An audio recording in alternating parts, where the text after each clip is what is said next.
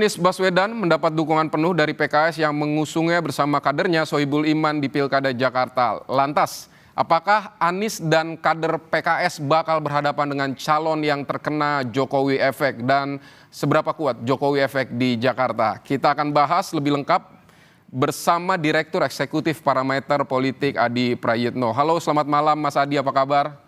Selamat malam, Mas. Mas Adi, jadi gini, Anies sebagai bekas atau mantan gubernur Jakarta tentu popularitasnya atau elektabilitasnya juga kita tahu sangat tinggi di Jakarta. Tetapi di pemilu lalu kita juga tahu ada Jokowi efek yang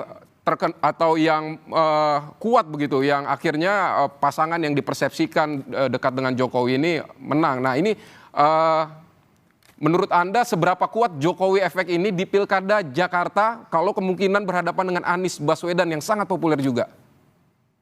Ya, saya kira kalau kita bicara tentang pilkada serentak secara nasional, salah satunya di Jakarta, saya kira Jokowi efek itu tidak terlampau dominan dan tidak terlampau signifikan. Argumennya dua hal. Pertama, memang sejak lama pemilih di Jakarta itu resistensinya terhadap Jokowi cukup tinggi.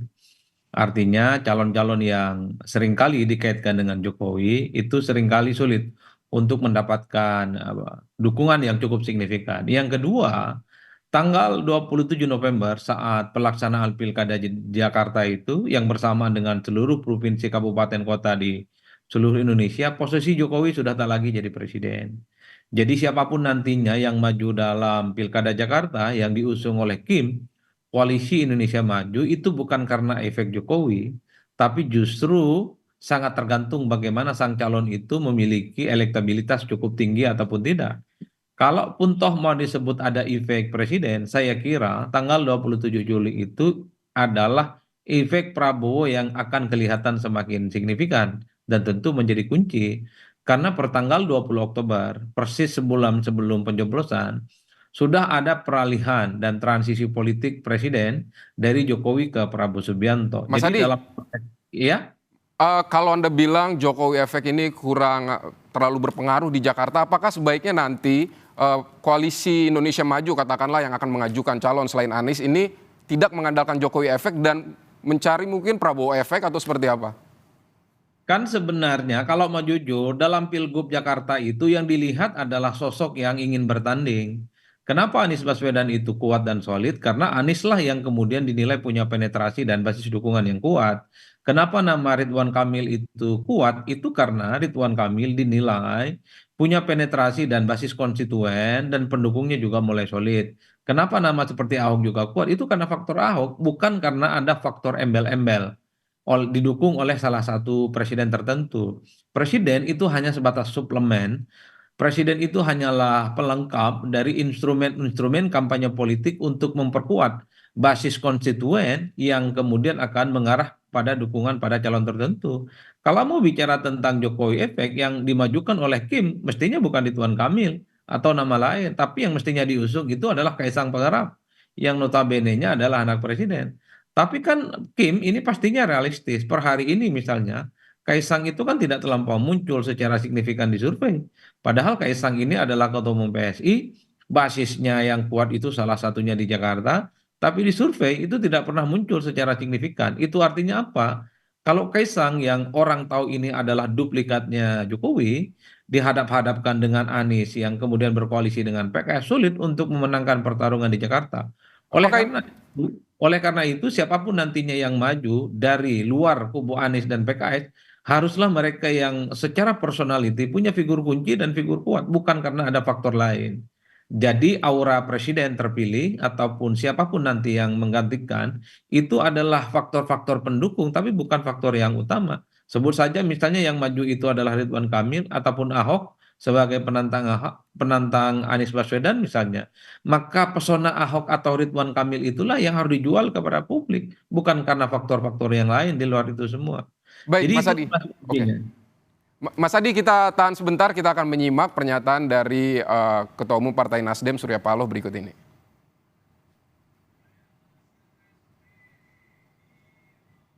Dari berbagai sumber, ya memang Anies Baswedan yang saat ini amat sangat mendominasi skor daripada seluruh survei ya.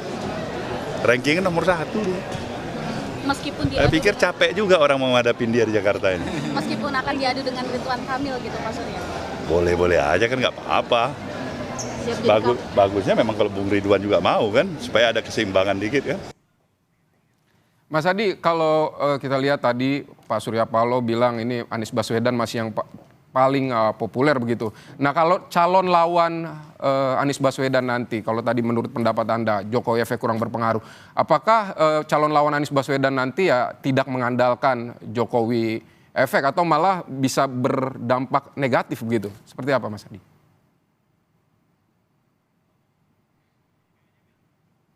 Saya kira siapapun yang menantang Anies Baswedan di Pilgub Jakarta, yang harus dijual adalah figur sang calon. Sebut saja misalnya Ridwan Kamil. Maka Ridwan Kamil itu harus kerja keras, harus kerja-kerja yang terukur, disupport oleh sistem dan tim pemenangan yang tergabung dalam KIM. Itu adalah kunci utama. Maka variabel-variabel seperti Jokowi ataupun nanti Prabowo Subianto ketika sudah jadi presiden tanggal 20 Oktober adalah support politik di luar itu semua. Karena kalau kita mau melihat rata-rata kecenderungan secara umum, pemilih Jakarta itu cukup independen, cukup rasional, dan tidak bisa diintervensi oleh siapapun. Ingat Mas, di Jakarta itu hasil pilpresnya, kalau hanya mengandalkan suara Jakarta, Anies itu menang. Di 2024 yang lalu saat pilpres, Prabowo dan Gibran memang unggul dari pasangan Anies Baswedan dan Muhaimin. Tapi keunggulan suara Prabowo Gibran itu adalah limpahan suara dari luar negeri yang kemudian membuat suara Anies di Jakarta kalah. Tapi kalau specifically diukur dari kekuatan politik pemilih Jakarta, itu sebenarnya lebih unggul Anies Baswedan dibandingkan dengan Prabowo Subianto. Itu artinya apa? Figur Anies tetap kuat per hari ini. Oleh karena itu, kalaupun toh Ridwan Kamil atau siapapun nantinya yang bertanding melawan Anies Baswedan, jadi harus bisa dipastikan dia mampu merebut basis-basis konstituen yang selama ini memang dalam banyak hal masih bisa digoyang iman politiknya kepada Anies Baswedan. Ini yang saya sebutkan, butuh kerja-kerja keras, butuh kerja-kerja yang terukur, bukan hanya mengandalkan Jokowi efek Baik. ataupun Prabowo efek. Oleh karena itu, inilah yang saya kira dalam pilkada, dalam banyak hal, yang dilihat itu adalah calon yang kemudian diusung. Apakah Anies kemudian punya kesempatan untuk bisa dikalahkan? Sangat mungkin. Di pilkada sebelumnya itu kan petahana kecenderungan kalah. Foke itu petahana, maju yang kedua kalinya dia kalah kepada Jokowi dan Ahok saat itu. Kemudian kita juga tahu Ahok itu adalah gubernur petahana, kemudian kalah sama Anies Baswedan. Jadi itu adalah dua success story di mana petahana di Jakarta dia itu tumbang oleh penantang. Nah Anies kalau melihat historisitas itu sangat mungkin juga dikalahkan oleh penantang-penantang Baik. seperti Ridwan Kamil ataupun yang lain. Apalagi misalnya kemenangan Anies Baswedan di 2017 itu kan ada faktor eksternal.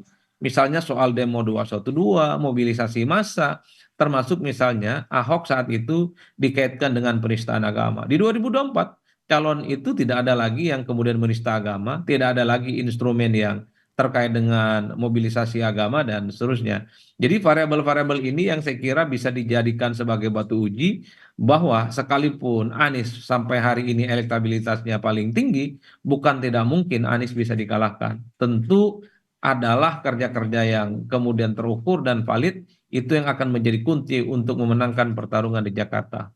Baik, siapapun yang akan menjadi calon pemimpin Jakarta di pilkada nanti harus tetap bekerja keras begitu ya Mas Adi ya. Oke, terima kasih Mas Adi untuk waktu Anda di Kompas Malam.